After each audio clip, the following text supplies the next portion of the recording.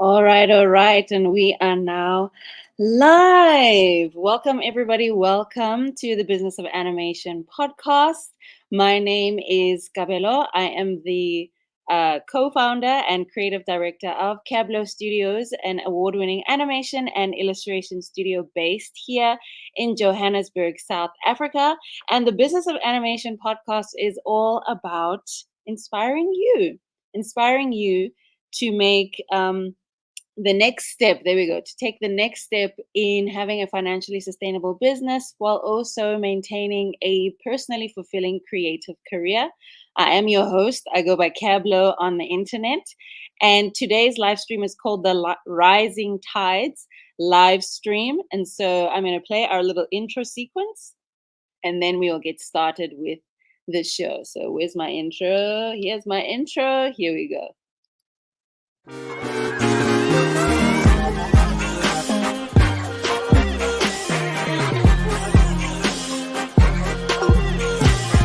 Joining me today on the Rising Tides live stream is Ferdynand Adimefe from Magic Carpet Studio, Mboutidem Johnson from Basement Animation Studio, Brian Wilson from Zero Gravity Studios, and Damilola Solesi from Smids Animation Studios. And we are talking animation from Nigeria. Listen, we're talking about original animation and funding your own productions, working on client projects, pitching and residency programs, and also staying in the industry for more than 10 years. Please, it's going to be really good. So stay tuned and enjoy the show.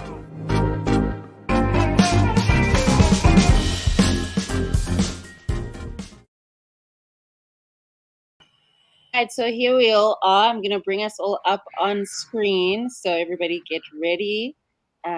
All right, so here we are. All the guests, Ferdy, please turn on your camera so that they can all see you.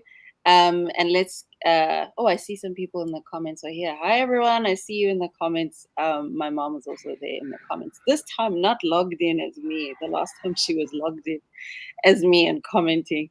So if we can just do brief introductions with everyone, and then I'll jump into the discussion of the day. Demi, can we start with you, please? Please say hi to the people and introduce us to your studio. Hello, everyone. My name is Solesi, Creative Director and CEO of Smids Animation Studios. I'm an animation director and producer, and I'm excited to be here today. Thank you so much, Dami. Thank you so much. Mr. Mboutidem, please go ahead and introduce yourself and your studio. Yeah, my name is Mboutidem Johnson. I run a studio in Lagos, Nigeria. The name of the studio is Basement Animation.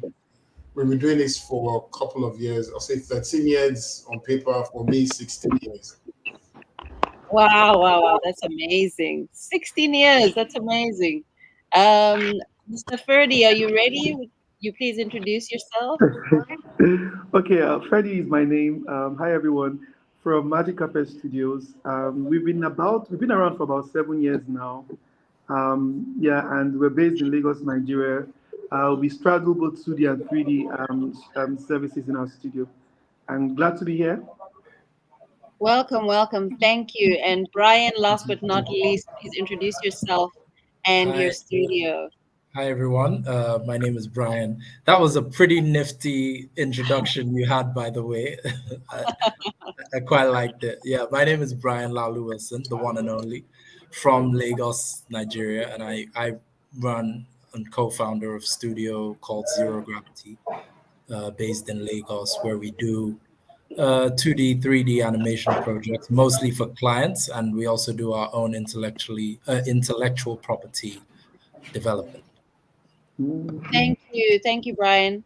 So I'm going to jump right in with the first question. When I was reading everybody's bios, preparing for the live stream today, Ferdy, in your bio, you had described yourself in a lot of different things that you do as CEO, but there was one word that you used, and I was like, "Oh, I need to use this as the catalyst for the first question." So, what does it mean for you all to be a cultural architect within the animation space? And Freddie, if you can answer that first, since you're the reason for the question.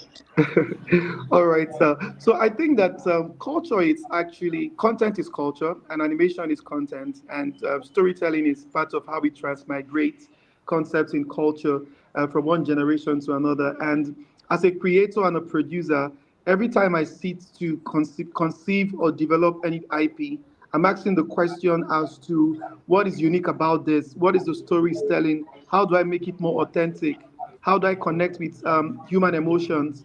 And I think once we start to design to enhance human civilization and to bring something beautiful, the world is better for it.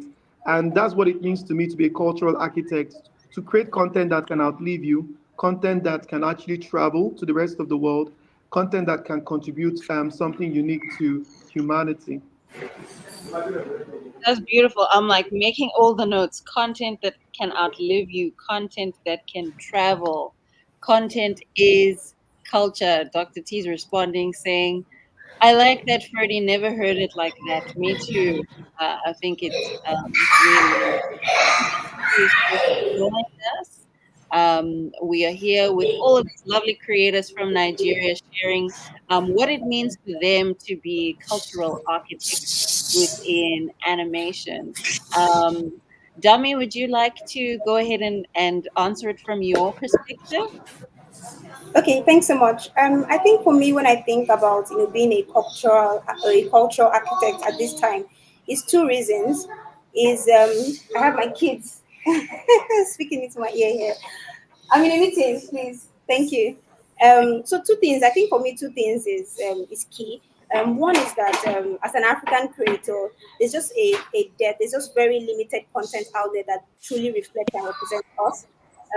So we have a position right now as creators, as animation directors and producers, all here on this call, to be able to ensure that we're able to tell those stories for the next generation. And secondly, would be the fact that as Africans, so in the last 5 6 years, I've been studying African history, and there's a depth of our culture, of our languages, of our history that has been passed down orally over the last few years, which is great. For centuries and centuries that passed down orally. I feel like animation and other digital medium pose an opportunity for us to be able to tell these stories forward to ensure that some of these stories don't die with us. Because essentially, how we pass those stories back in the day was, our grandparents sitting down, telling us these stories, and it was passed down from generation to generation. I'm looking at where I am right now. My mom is not sitting down and telling my my own kids, any stories anymore, because that's just not the as someone who lives in an urban, city like Lagos, that's just not the lifestyle, we're grown up with, as opposed to what I had growing up, whether my grandma sat me down and told me all these, folk tales and stories. So I feel we're in a unique position now as Africans to be able to document these stories visually and also celebrate it with ourselves first and also to a global audience as well. That's really good. Like making sure that our culture is archived, even in this fun thing, this fun medium called animation. Mr. Mboutidem, for you, what does it mean to be a cultural architect in animation? Oh, you're muted. I think to me the word is new to me. So when they say cultural architect, is quite new to me. I can't really say much about it. Like I I would don't know. say that, yes. I think if I had to pick each word to really explain how it really plays out for me in my own career I once wanted to be an architect before I found myself doing animation.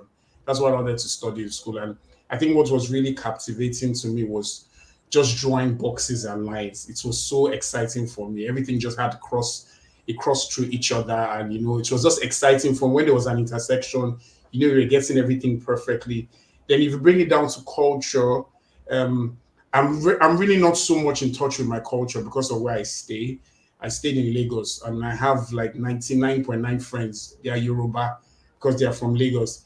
And I'm somehow lost and in love with this culture of Yoruba. I don't know. It's just my problem. So when it comes to culture, I can't really say. I think I'm so much in love with the culture of the Yoruba land. It's very deep, especially the language. I think for me, some people say that maybe I'm somehow, but for me, I love the language because of the depth of how it is. So I'll say to say I'm a cultural architect in that term, I think I'm just finding the intersection between how culture and how it can relate to people outside the country, what they can derive or what they can take from our culture that can be of impact and value to them. I think that's what I'll see it as. Thank you for that. I relate to that experience of not quite relating to one culture and relating to another.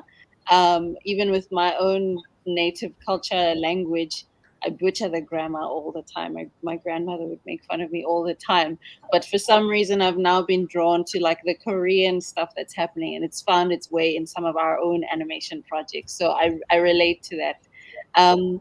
Brian, if you could give us your answer, what does it mean for you? So I could totally identify with Mboutidem when he said he has not heard this term before. I think I feel almost as though Ferdy is the originator of this term.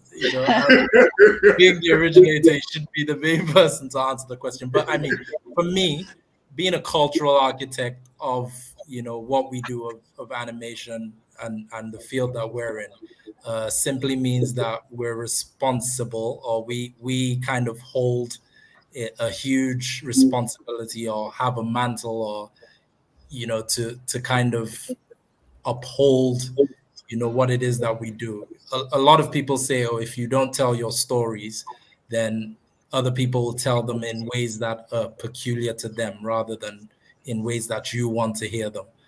I think that another thing, which is closely related, I mean, I discuss with my people all the time, and I'm asking, what should we all know what manga is? As soon as we see it, we know what it is. We all know what anime is. As soon as we see it, we just instantly recognize. But I constantly ask my people, like, what should Nigerian characters look like in animation? Like, what should they look like? And it's really, I think, a representation of who we are, what we are, our culture, and it essentially means that we are encumbered maybe with the responsibility of studying or paying a more close attention and observing our own culture so that we're better representing those things. That's really good.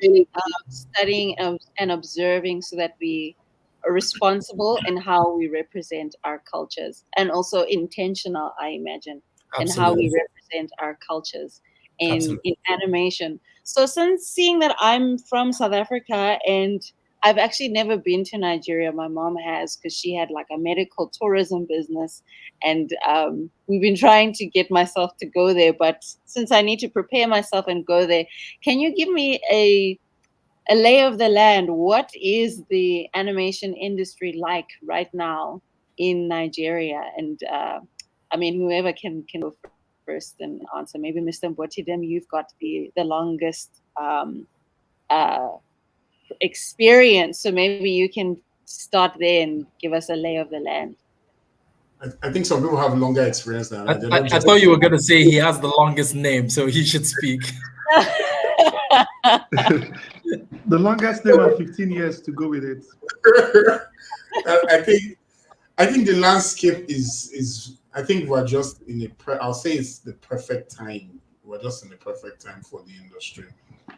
For a very long time, the industry has just been trying to unfold over the years, and I think we have the right set of creatives, the right set of mindsets for the industry right now that can make it evolve into something that already exists in Nigeria, which I'll use as an example, Nollywood.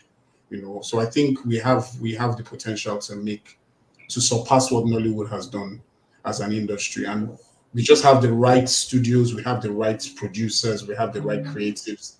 Most importantly, we have the right mindsets, and the right drive towards it. So I'll say the industry is just at the perfect point where things are going to it's going to have a ripple effect on things that will happen in the next few years, a couple of years. Even once we're old and gone, people will remember this time to know that it was just the perfect timing for things to evolve.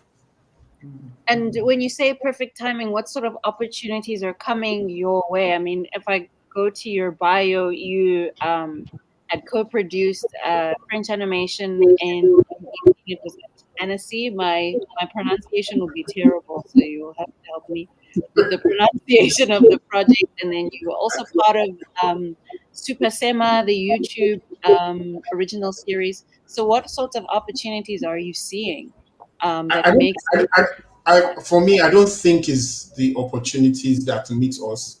I think it's the opportunities that we are creating. For this time, I think it's not the ones that meet us. I think the projects that we are all part of are just they are meeting us along our journey.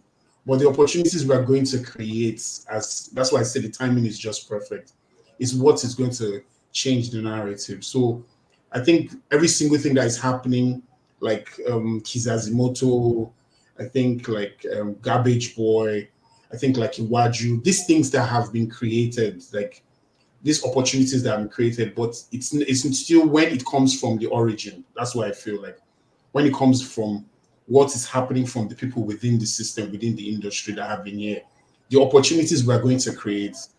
I just feel like all the things that are happening now is just right is a rising tide that is going to eventually evolve into something that people have never seen before. Like I keep on using the example, Nollywood. It's just an industry that has come that's a force on its own.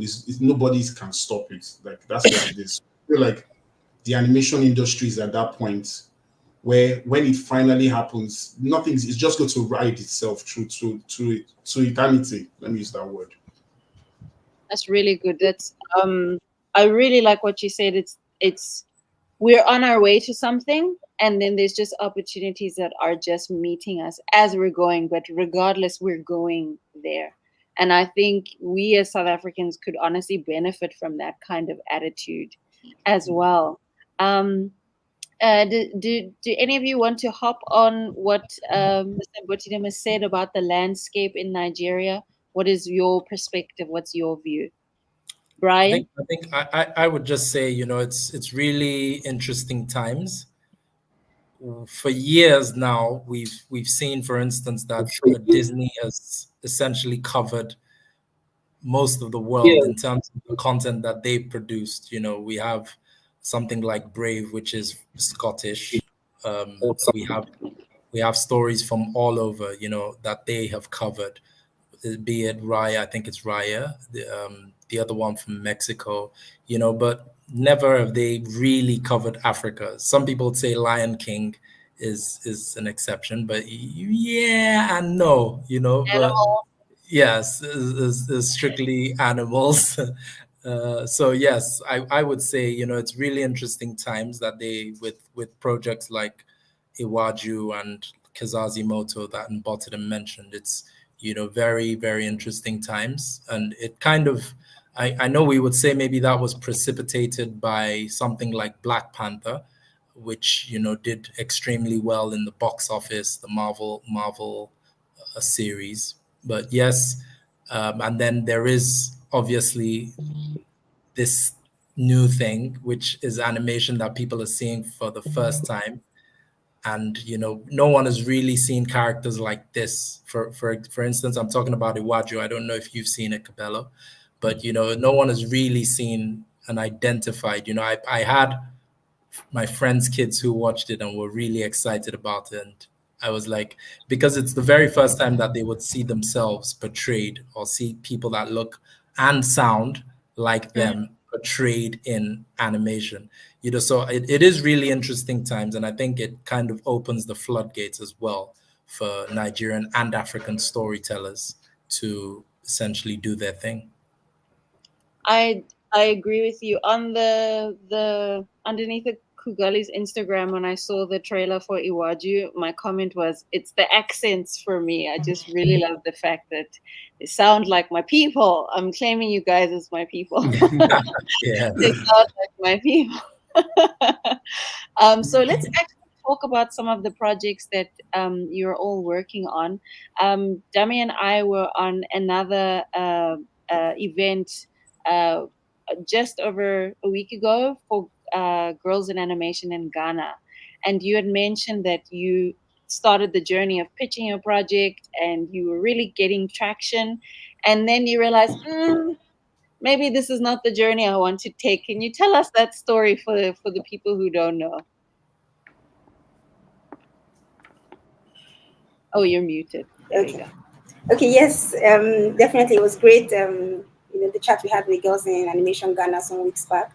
Again, I think with animation and echoing some of the sentiments everyone had mentioned earlier about the industry and where we are, I think it's really one of the best times, to be in animation in Nigeria or even as an African creator, globally.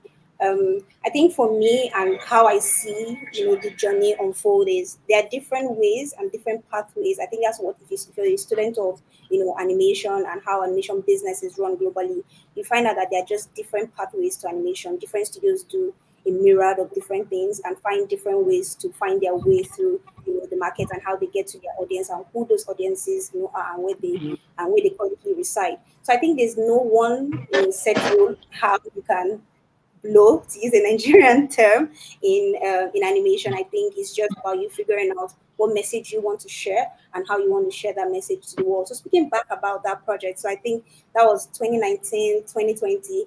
I was set in my ways on how I felt, things were going to unfold, for our project and make a boat. And things fell through, along the line, which was it was a blessing in disguise, so to speak, in many ways, as a creative, thinking about how, sometimes, particularly for us here in Africa, and again, speaking about being a student of history and understanding how things have unfolded, in the country and even in our continent as a whole over centuries, is saying, how do you ensure that you're not repeating this cycle again?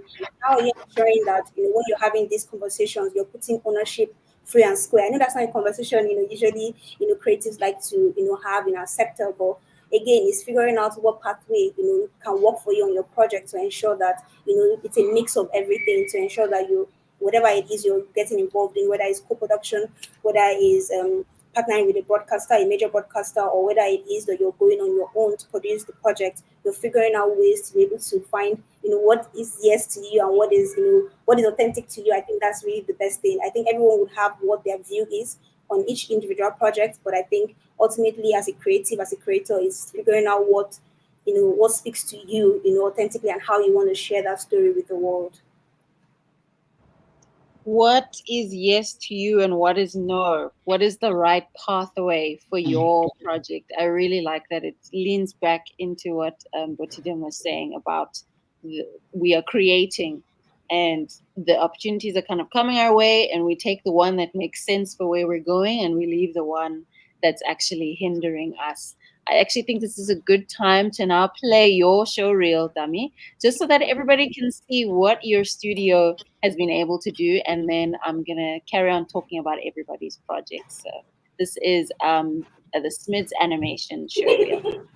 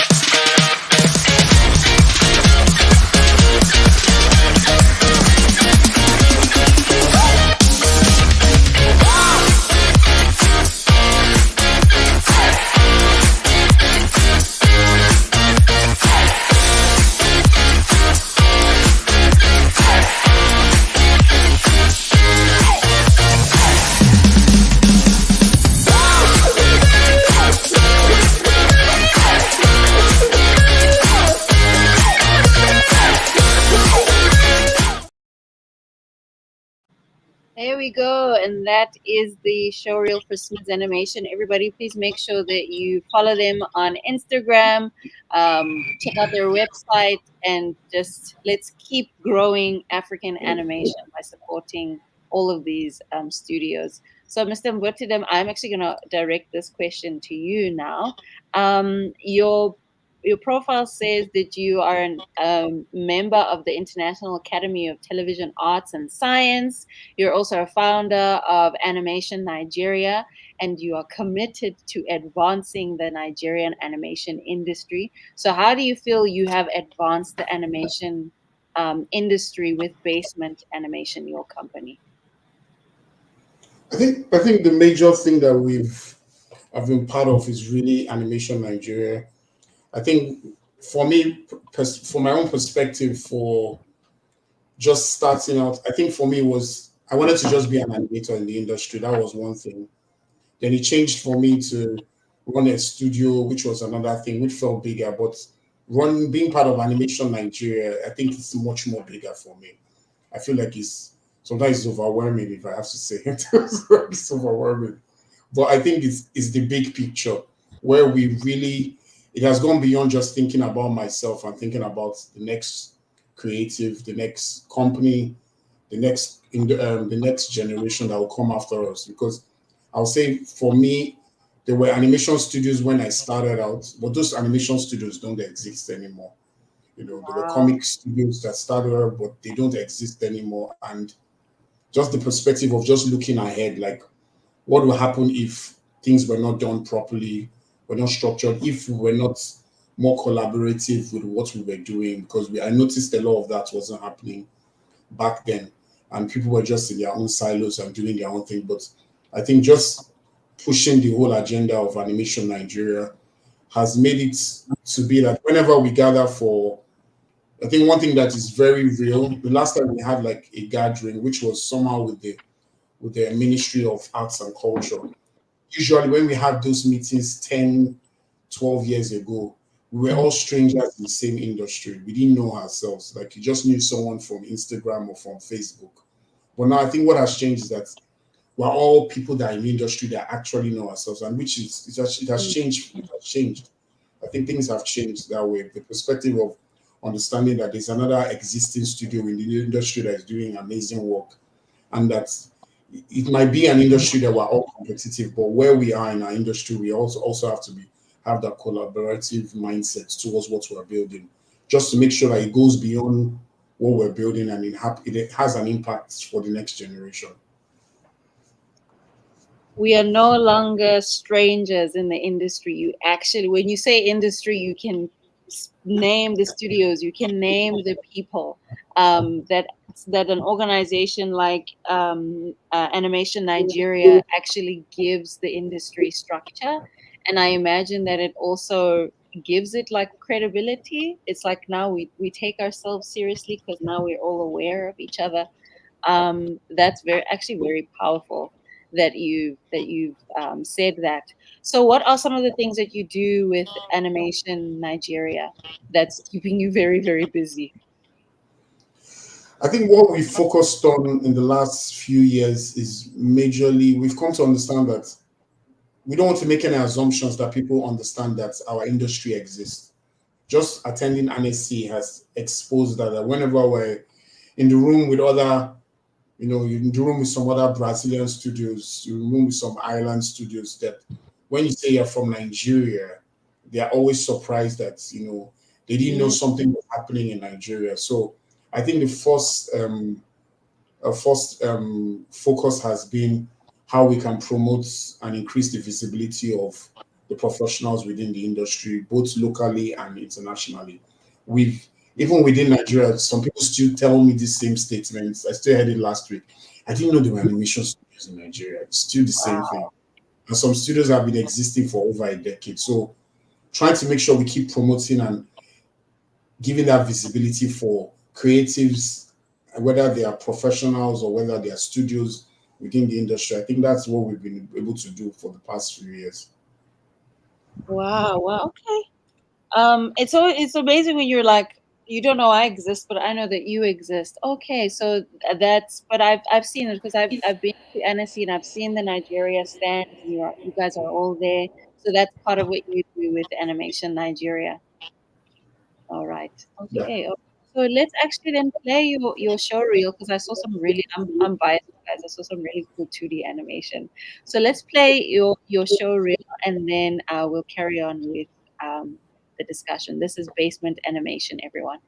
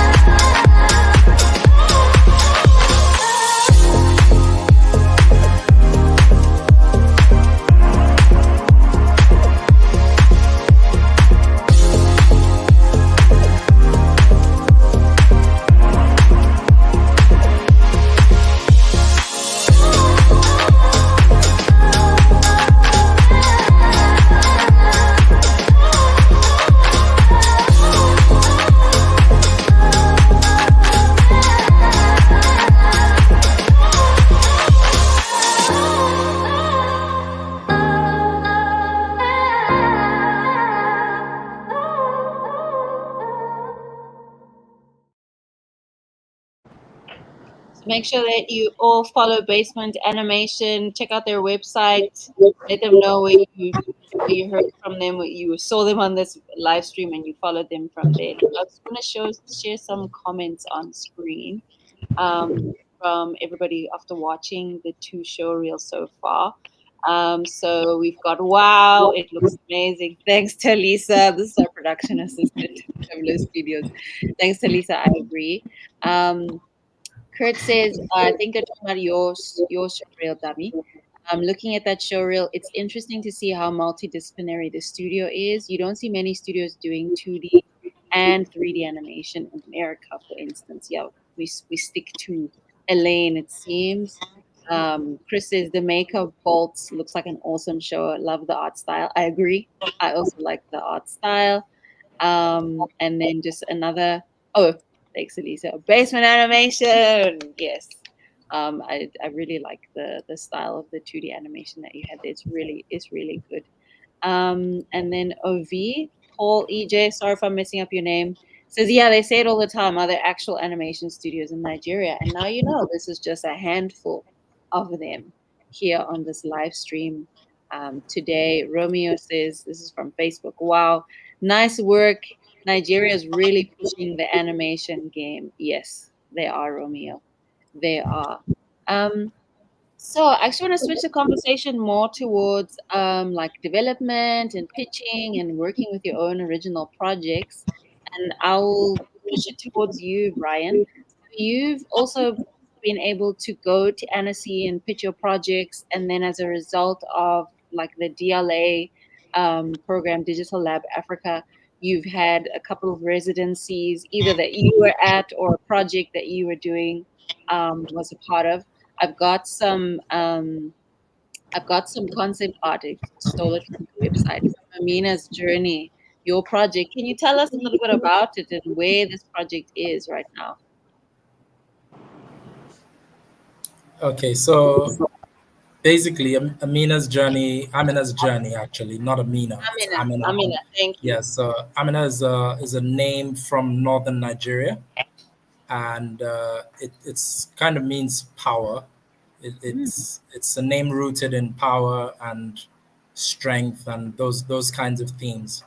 It's really a story about a young Hausa girl who is the title character named Amina, and she is kind of a displaced northern Nigerian. I'm sure you everyone has heard about the story of Boko Haram and the insurgency in that area. So it's really about the how her village gets attacked by Boko Haram terrorists and she gets displaced from her village, and the story essentially starts out when she's in the forest escaping the terrorists with a bunch of people she meets in the forest who are also from her village.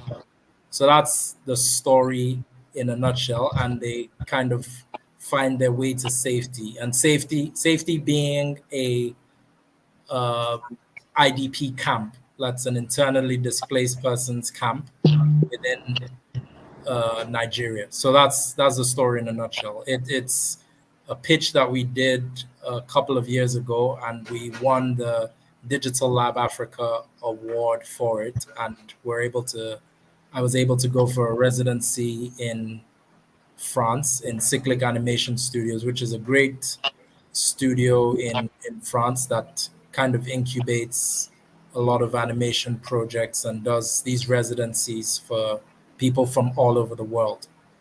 So yeah, that's it in a nutshell. And it's a feature film. Yes, it's meant to be a feature, Oh, 90-minute feature. Thank you for that. Unfortunately, so another good thing with these residencies and these programs is that you get to find out quickly after pitching to people what people really want, and it turned out that there wasn't so much of a market, because we actually went as far as partnering, I'll put it that way, with a studio in Asia that was very interested in the project, and they tried to pitch it to Netflix, for instance. But Netflix said they had something too similar, which was from a studio in Ireland, something called The Breadwinner, which I'm sure we're quite familiar with, But it was quite hard to sell, because I think people kind of people want to be entertained, especially when the economies around the world are the way they are. People would rather watch entertainment than a story about a girl who's fleeing for her life. Even though, yes, it's a story that's dear to my heart, and I feel like I will still get to make it sometime in the future. But it was kind of a hard sell. So, what I suppose have you taken away from that you can bring into your next project that you pitch? Because you've got several projects on your website that are Yes. So I think one of the biggest takeaways, like I mentioned, is you kind of get a feel for what people want to see as far as this content is concerned. So that's one of the biggest takeaways. One of the other learnings from my period at Cyclic Animation was, because what they do is they kind of help you with early stage development, and you're learning a lot of things about your story, the intention, and all of that. So one of the I went in there with, I think, about a 10-page pitch document, and left with something that was way bulkier. So it kind of helped me expand and grow the entire world or the entire project. And do you feel, because you're from Nigeria and you got this opportunity to go to a residency program, is this something that your project could have done without, or was it like an essential part of your journey in growing your studio? I think it was essential. Not so I'm not even looking at it from the perspective of this project in particular, but I'm looking at it from a holistic perspective. So meaning that the relationships that, because the residency kind of puts you in touch with different people that cut across various parts of an animation project. So that would be with someone who does development from early on, someone who's a storyteller, someone who's an editor, someone who is an illustrator. So it puts you in touch with all those kinds of people with essentially anything you might need for your project, at whatever stage it's at. So you kind of now have those people as contacts that you could rub ideas off of or get insight from on future projects. So for that, I'd consider it an invaluable experience. I'm glad that it was actually valuable. The reason why I'm asking is I'm thinking about a lot of these international interventions that are available for us as Africans, because it's like fashionable now. It's fashionable to be Black. It's fashionable to be diverse. And I'm wondering how valuable are some of these opportunities, and if this one that you had, the residency, actually proved to be valuable beyond the project, then it does at least encourage me that not everything is just for the sake of saying, oh, look, we're rescuing the Africans. Some of the things really are actually useful, especially like what Mboutidem was saying about don't assume that people know what's happening in your country. We have to still go there and let them know where we're from and what we're doing. So let's move on to some projects from Magic Carpet Studios. And since we're still talking about getting your stuff out there, creating, working, I know that you have been crowdfunding your projects. And how has that experience been like, trying to get your projects off of the ground? Well, Brian said, it's very challenging. And Dami also has experienced it. We also jumped into the deep end by starting out on the project with passion. I mean, we believed in it. We had hoped the world would join in. But they didn't catch in just as fast as we wanted. But one of the things that we did was we're a hybrid studio, so we produce for others. We run an outsourcing arm, an agency arm. So what that means is that we get money from offering services and then we put it into our project. So we've been on that project even before COVID. We are very, very advanced in it, about 70%. And the more you advance, the harder it is to get a partner or an investor. Because more often than not, investors or co-producers or partners want to shape the story in the way that they feel is comfortable for them, right? And so, but what we understand from the project was we also wanted to give ourselves the chance to embody what we consider an authentic African story, what we could, allow itself to present itself without a lot of external interferences of what Africans should look or feel like. Like when you celebrate anime, it's pretty much an interpretation of their understanding of their references, their style, their look, and their feel. It became a distinct identity. And for us as Magic Carpet, we also very, very intentional about exploring what could possibly be an identity that could reflect closer home to who we are as a people. So going to be founder was a very exciting idea, and I want to really encourage everybody else, including my co-studio owners here, to join in the campaign. I mean, I see the shout out, but do more than the shout out. Drop some $200, $300. But the interesting things, no, because the beauty of this campaign, I'll do that just very quickly. The interesting thing with this campaign is that you get an opportunity to, get people from everywhere in the world joining in. I mean, we find some people that give $1,000. We've never met them. They just like it. We've seen people give $200, and somebody gave $20,000 yesterday. So, it's exciting to say, wow, they believe, right? It's giving us the traction we need. But I think for many independent studios, you need to leverage every opportunity to get the funding you need to scale your project. And I think that is what we've been doing, and hopefully we'll get to completion. So you heard it here, everyone. Don't just shout out. Give your little contribution as much as you can, so that we can actually make sure that the story is told correctly and shows the vision of the creator. So what we'll do now, so that you can share your link. I'm going to play both of the teasers of your project, The Passport of Malam Ilya and The Legends of Bolan. So you can see that the two distinct styles of these two projects. I'll play one after the other, and then we'll be able to also share the link to your WeFunder campaign. All right.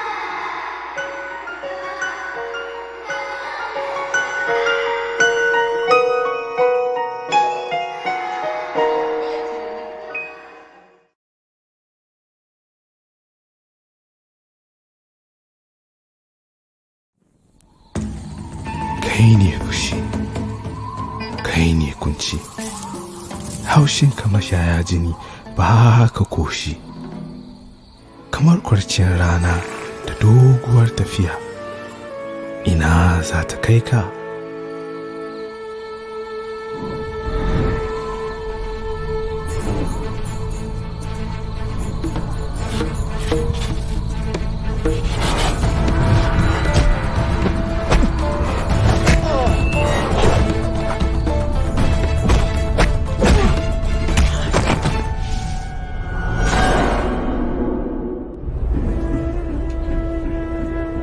kama ita har ya ramako cike take da guguwa kuma kamar ruwar dare babu wanda ya san karshenta.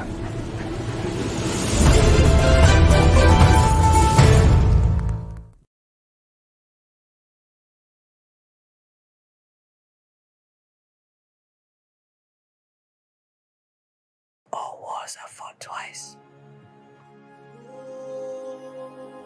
From within and from without. Empires are threatened, cities besieged. Out of the gloom, an exiled warrior finds a chance to reclaim glory.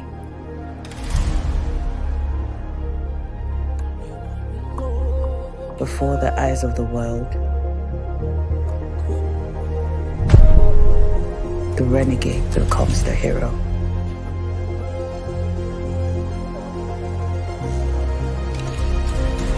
As kings fall, warriors rise. All wars are fought twice. First in the mind and then on the battlefield. A new unity is forged.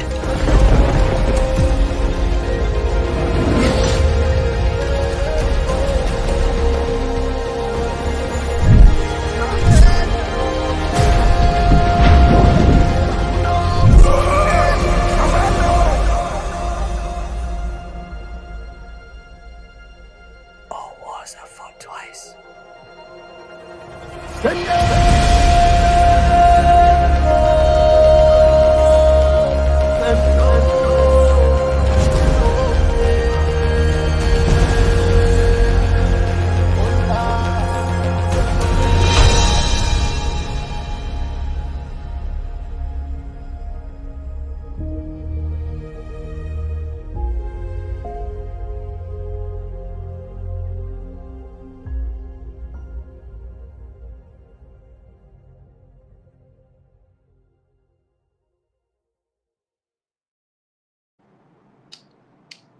So, Ferdy, where are you with the second project, with the The Legends of Bolan. yes. So I think the Legends of Bolan, we're in the development stage. So I think we've done most of it. We're now having to shop for a partner. But the first time we moved into production before we had a chance to feel the pulse of the market. But with Legends of Bolan, we're kind of slow. We have the basic concept. We've registered all the IPs. We've done the world building. So we're selected for the Durban Film Festival. So I'm also coming to SA in June, and the idea is to also look for possibility of working. Now it's a series, and what we decided, it was shaped out of 1,000 years research, 1,000 years history of Africa, pre-colonial, prehistoric. And what we were basically trying to answer in the Legends of Bolan is, what if Africa was never colonized? What type of stories would Africans tell? I mean, if we don't have all the colonial influence. So though it's Afrofuturism, but it's really about reinterpreting this from the place of power and also trying to give ourselves an untainted concept of identity and consciousness, right? We really explore African proverbs. We're exploring African spirituality, African consciousness. We're very, very big on the Ubuntu concept as well, the oneness. Because back in the day, Africans were not necessarily divided across the colonial demarcations of countries. What you probably had at the time were tribes separated by waters and mountains, right? But there was inherent trade even amongst the people. And so it's really something to discover, right? So we're really there. We're really hoping to possibly get, we've registered it now as its own SPV. And we're also sort of like pitching to a couple of investors who want to come alongside us to make the dream come alive, right? Very different from Passport of Madame Ilia. That was a classic novel we read in secondary school. It's mostly, I think maybe some of my industry partners here may have also read it in school. So we wanted a book that had a market. And on record, about 400 people may have read the book. It's been in the market since 1960. So we wanted to leverage on how to take this classic into a biopic or into an epic, right? That was what led us into it. And having that, it was set in 19th century Kano. This was during the colonial invasion. It was a love story in time of war. And it had all those Prince of Egypt type of energy. They had all and the Northern culture, the Groyant culture is one of the fast fading storytelling style that we're exploring. The Northern culture, the Hausa people is pretty much spread across West and Central Africa and even all the way to Northern Africa. So there is sort of like a spread of people who can connect with the story from the North. So for us, we really want to represent, we want to bring some of Africa's most compelling IPs to the market, whether it's a series or it's a feature film. And for us, is to really put Africa on the map in such a way that you can think of quality storytelling. We can really do that. Working with African talent, other studios, other creators across the continent to make this happen. I'm still taking it all in from the two very different projects, but equally strong. I know you were saying the second trailer that we played was more up to date, but it's very cool. For everybody who doesn't know what SPV stands for, since it is still the Business of Animation podcast, just let them know what does SPV stand for. So that Okay, so SPV is actually called Special Purpose Vehicle. So usually the IP is actually registered as a standalone entity. It's not that investors are investing in your studio, but investing in your project, right? And then you start to find creative ways to get them to come alongside you in making it happen. There we go. So if we didn't know what SPV is, now we know. Business of Animation podcast, learning not just about the creative, but also about the business. So we're going to take a little break now, a little bit of an ad break, and then we're going to address everybody's questions. And then I've got my sort of final question as well to ask everyone. So let me play my ads because the Business of Animation podcast is brought to you by Cabblow Studios. So I need to tell you who is this Cabblow Studios who's doing the podcast. So I'll see you right after this ad, everyone. I don't know if you know this, but Cabblow Studios short films are actually on our YouTube channel. So if you do or don't know this, and maybe you do, so this is a reiteration, but all of our short films, all of our medical animations, they're on our YouTube channel for you to watch and enjoy. 3 teaspoons of sugar, which is about diabetes. The little teaspoon of sugar, also about diabetes, but in kids. And we have a new series coming called Mask Sanitizer Zoom Call Check. And you guessed it, it's a series, a mini-series about the pandemic. But more than that, we've got another short film about mental health, and it's called Reflections. I tell you, we are in our shonen era with all of these special effects and sound effects. I'm so excited for you to watch this film. This one is going to all the short film festivals and all of that, so it's not on our YouTube channel yet, but you can enjoy all of our films on our YouTube channel. And something that's really, really cool is if you want to see behind the scenes of how we made these films and some of the artwork that's part of the film, you can buy the films on the Cabblow Studios website, and that goes directly into supporting Cabblow Studios, supporting African animation, 2D animation, all that good stuff. So that's it, that's me, that's the ad. Go and watch our movies, and I'll see you on the other side of the ad. Bye!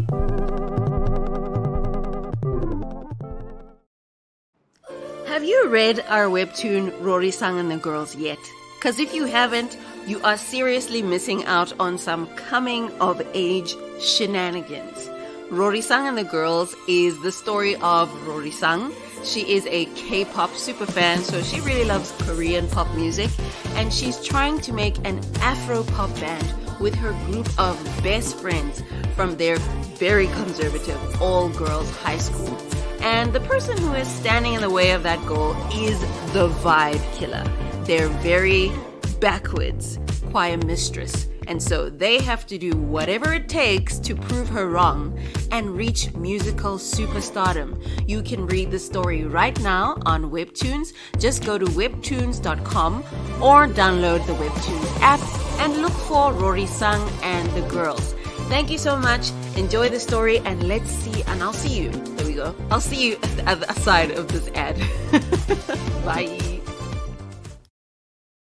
So there we go. That's Cabblow Studios. We make short films. We do animated series. We have a webtoon. You saw everything. If you don't know how to find us, Cabblow. Cabblow. Everywhere on the internet except X. I don't use Twitter. That's the only reason. So let me go to the questions, because there were a lot of questions that came through and I want to have you all answer them. Let me see, where do they start? They start here. Okay, there we go. So I've got a question here from Victor Zigalala. He says, how do animators get commissioned work in Nigeria? Do you have to pitch to companies, or does Nigeria's broadcasting network do production calls? How does it work in Nigeria? Dami, I see you smiling, so I'm going to direct this question to you. Okay, I was laughing because of the second part of the question where it said, does the Nigerian broadcasting, make production calls? Currently, they don't. We're hoping that changes in the future. But I think, again, echoing some of the things I said earlier, each studio does, things differently. I think for us, we're going to be 14 this year. We started out doing, heavily on adverts. Thanks. Heavily on adverts, servicing the advertising agency. And then over time, we just moved into content, and now we're creating content for creators around the world.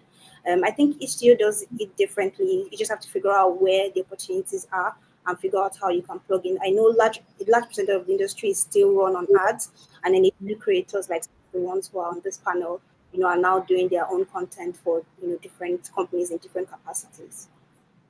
I almost feel like it's like a natural progression, because you need to do the low hanging fruit, the thing that's the simplest to kind of get out there first. I mean, even Disney started with advertising during World War II. Is it World War II? They also started with advertising, so you've got to start somewhere to get the funds in. Thank you for that, Dami. Let me move to another question. Oh, wait. Same. Victor also has another question.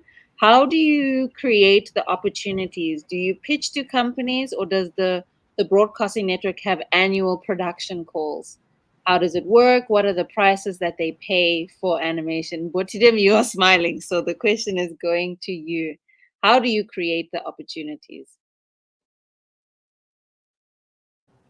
Maybe I should stop smiling.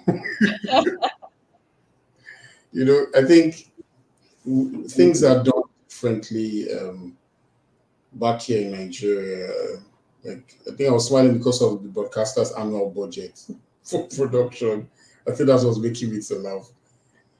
Why is it making both of you smile? Is this not something that happens? It's not the same thing. Whatever exists in the whole world is different in Nigeria, and because it's different in Nigeria, our approach is different, our mindset is different.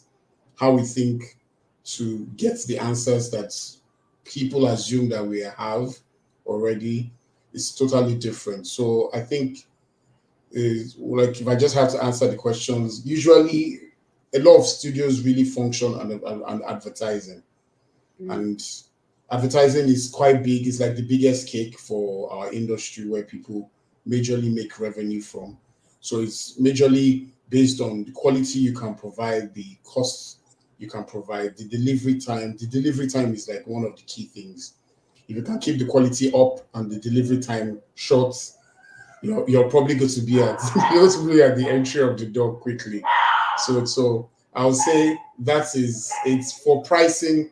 Pricing varies for different studios because of what you're providing, how large your team is, and it just varies. So when people look at animation in Nigeria, some people might see amazing work, but the mindset is different for the studios in Nigeria. How we keep the lights running is totally different from another country that probably has an industry that has been existing for probably 2 decades. The way we approach it is totally different. So I think we're the real bravehearts. Also, the term "keep the lights on" is quite literal. It's literal. That's an Africa issue altogether. I'm thankful the lights are on right now. That's an Africa issue altogether. Okay, let me see. I think there's a question actually for you, Brian. Let me go to it. I saw it just now. Okay, this one isn't a question, but I'm going to bring it up as well. That's a real shame. He's talking about Amina. Am I saying it properly? Amina. Okay. You'd think the critical acclaim of The Breadwinner would make your pitch seem more appealing, not less. I don't Right? know. Thank you, Kurt. I don't know what it is about the Americans. It's like we can only have one of our things, but they can have Captain America, Shazam. Yeah. Um, who's the other one that's also super invincible? They're all the same. They're all Superman in Hmm. some way and form. So I do think Dr. T is with Kurt. Wow, this story needs to be told. I agree. When it Yep. has time and opportunity, Exactly. and there's appetite for it, I'm sure um, there will be an opportunity for it. I hope this isn't gouache to ask. Okay, I think that might be an error. But how does someone support themselves while doing that kind of residency? Does it come with a salary, or were you working at the same time? Yes. So the DLA, which is short for Digital Lab Africa, is quite generous in covering, all of your expenses while you're at your residency. Oh, okay, that's All a of your very living expenses, yeah, and travel expenses. So yes. oh, okay, that's very nifty. That's because like what we were saying now, um, keeping the lights on.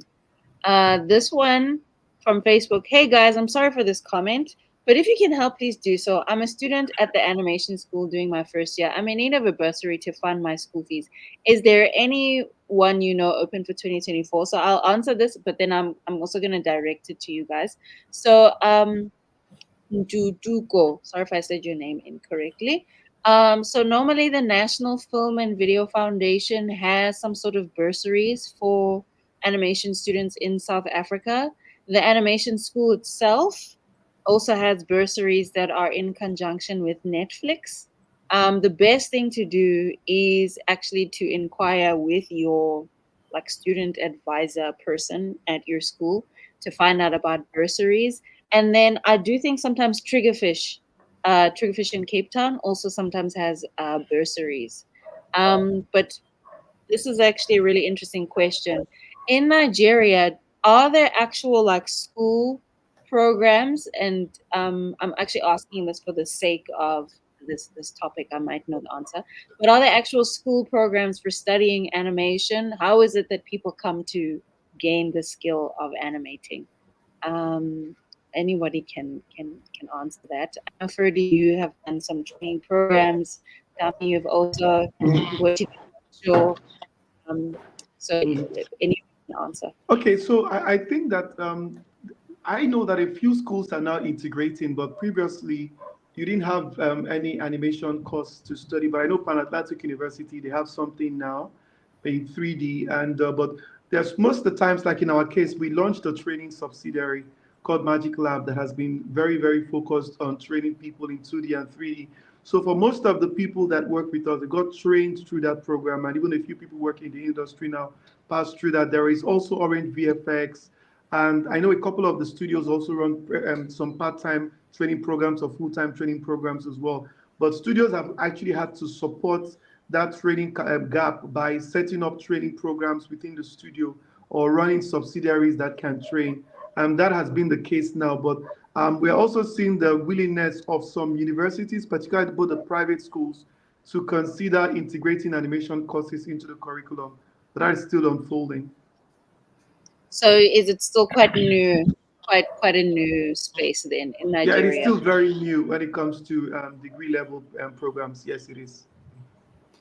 I suppose it's kind of like that all over the continent. Animation is still something you have to convince your parents is a thing, and then go and convince them I'm gonna study this. And I mean, my mom is a whole doctor, and I'm doing. My father's also a whole doctor. But I really think that's actually one of the things that I think is commendable, because once the studios are successful and able to scale, parents will be more comfortable supporting their children to pursue careers in animation. So, like Absolutely. since Iwaju came out, I've had some parents reach out to ask. My daughter is 14, she wants to draw. My son is 12, he wants to draw. Right? So every parent is now considering, if this is such a big deal, if this is the new oil blocks, forgive us, Cabblow, but it's all about the oil. If this is if animation is the new oil, I don't want my kids to miss out. And I think that's the opportunity there is there. But with more success would come more talent. Absolutely. That's so cool that parents are saying, that you see the power of representation. It's not just about seeing yourself in film and realizing that you and your life matter, but it's also about seeing, there's other opportunities in life. Because Iwaju's there, it's on Disney, and we know Disney is established. Then we realize, this is a real career. This is an actual real job. Thank you everybody for all your questions. If there's more, please just send them through. And if we don't get to them, you have everybody's social media that you can follow. So this is my sort of last question on the podcast. I like one of the really popular episodes of the podcast is called The Animator's Starter Kit, and it's where I just kind of outline some useful tools or skills or bits of knowledge that might help you to get started in having your own animation business or your own animation studio. So to each of you, what is one thing that you would advise someone to have in their starter kit if they were wanting to go in and start working and having an animation studio? Brian, maybe let's start with you. Okay, that's an interesting question, and I think the first thing that came to mind was a lecturer of mine when I was in uni who said, if you're studying animation, you kind of are a masochist to begin with. I always tell a friend of mine, Esther, who does stop motion animation, that the rest of us who animate or who are animators, we kind of are masochistic because it's not an easy thing to do. You kind of have to have a high threshold for pain. But she, the stop motion person, she is like on another level of pain tolerance. So I would say, one thing you do need to have in your starter kit is resilience, because I think one thing you do need to have in your starter kit is resilience, because it's going to be a journey. Animation is quite different from film, where you just pull out a camera, you shoot, and instantly you see the results of that. With animation, you're spending hours and hours, and I also tell people it's a team sport. You're going to have a lot of people working together to achieve one aim, and so I would say resilience in your starter kit. Absolutely. 12 frames per second, 24 frames per second. Esther, who is doing stop motion, please, just all of our prayers for Esther. Stop motion is beautiful, but it's for the truly brave ones. Dami, what would be in your starter kit? Thanks, Brian. Oh, thanks, Brian, for that. I actually had something similar. I just wrote it down. It was great because animation itself, as a profession, as a skill, takes time. It takes time to develop the skills required. It takes time to create something beautiful. And if you're now in an environment where animation isn't supported, like Nigeria or even a larger, African continent, you just need a lot of grit to want to say, this is what I want to do. There's going to be a lot of down days. There are days I'm like, why am I here? And then you just have to have that grit, have that assurance of why you're doing this, have that conviction on why you're in this field, what you want to achieve, what you want to what your goals are within the field, and just go at it, because every single day there will always be different challenges. So it's ensuring that you're keeping your eyes on what you need to keep your eyes on regarding business and the skills that you're developing, but at the same time you have to have that great to be able to say I'm in it for the long run. Like, I've dug my heels down and I'm here, for the long run. So it's sounding like a combo package of grit and focus and vision. So on top of the high pain tolerance that Brian has said needs to be in your starter kit. Ferdy, what would be one item you would put in the starter kit? Okay, what comes to my mind is patience. It's actually passion. And animation requires patient talent. And what I've realized about the passionate ones, they give it the time it requires to bring that creative vision to fruition, or to bring that to the level of excellence, and bring the feature or to the project to its full potential. So passion means you can go the longest when others pull a mile. With passion, you can go the mile after the extra, because sometimes there is always that mile after the extra mile, right? And that mile after the extra mile, it's quite frankly where what determines and defines. So passion for me, it's one thing that helps me in the industry to stay on and keeps me going even when we meet challenges. The mile after the extra. So we have endurance, high pain tolerance, focus and grit, passion and patience. And to wrap us all up, Mr. Mboutidem, what would be in your certificate? Thank you, Ferdy. Yeah, I think everybody has mentioned one thing that is very key. What I can add to it is I would say go into the industry with open arms. You know, don't forget you're just creating content, but there are people that are creating the content. So be ready to network, be ready to make more friends. You know, be ready to meet people from different cultures. You know, and so I think it's something. Just go into the industry with open arms. Don't go into the industry thinking it's all about your own skill and you keep building that skill. We've done that in the past where we just keep building that skill, trying to improving ourselves. We forget there are other people in the industry. So as I say networking, be ready to network. Just always network with people. I think that's the best way to learn, to create different content, to travel, let your content travel and meet more people and learn from other people's skill sets and what they are building and all that. So go to the industry with an open arm because you have to meet people. It's very collaborative. Go into the industry with open arms. Be ready to network. Even for those of us who are by default introverted, be aware that you might be an introvert, but it is a good effort to be in animation. Oh, Stuart Forrest, hi from Triggerfish, the mile after the extra mile. Hi, good to see you. Astro, good to see you too. Great to see you. Oh, I feel so. Anyway, so thank you, everyone. So high pain tolerance, endurance, making sure that you have focus and grit, making sure that your passion takes you on that mile after the extra mile, and go into the industry with open arms, meaning network. Thank you so much, Dami, Ferdy, and Brian for being here on the live stream, for taking the time out of your day to share your knowledge and insight and experience. And I am hoping that you grow more and more and more, that we keep growing this industry, that we put in the $200, $100, $2 into the crowdfunding, that your projects get made, and that Envy, I'm more. checking. No, I'm checking for all of you. Brian, Dami, Cabblow. I'm going to look it. No, Like, let me see who Yeah, has answered to the be voice of the honest, call of the Lord. so Go ahead, interestingly, enough, I was thinking about it yesterday, but I was like, man, I don't exactly have $1,000 to put into this thing. But now that you've mentioned 200, I mean,